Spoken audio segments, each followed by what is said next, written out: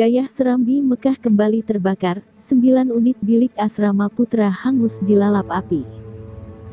Dayah Serambi Mekah di Desa Blang Berandang, Kecamatan Johan Pahlawan, Kabupaten Aceh Barat, Senin tanggal 8 Maret tahun 2021, sekitar pukul 1.30 waktu Indonesia Barat dini hari kembali dilalap api.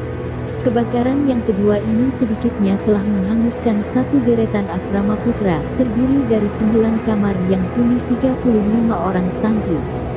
Kebakaran tersebut diduga akibat kebakaran kasur dari obat nyamuk yang dibakar saat santri hendak tidur, sehingga api membesar dan menyebar ke semua sudut ruangan.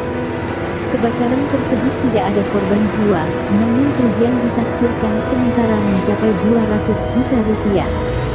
Sementara kebakaran sebelumnya juga terjadi pada tanggal 21 Januari tahun 2021 lalu sebanyak 10 unit bilik atau kamar ikut hangus dalam peristiwa itu.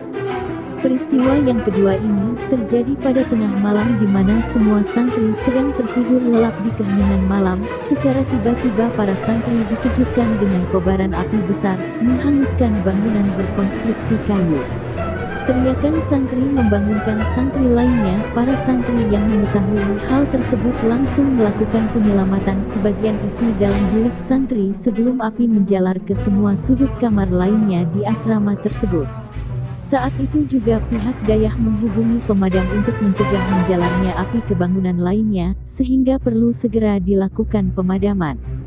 Sebagian kecil dari isi kamar santri terselamatkan, dan sebagian besar telah hangus dalam kejadian itu. Peristiwa tersebut menyebabkan para santri yang menjadi korban kebakaran itu telah kehilangan pakaian dan kitab-kitab penting.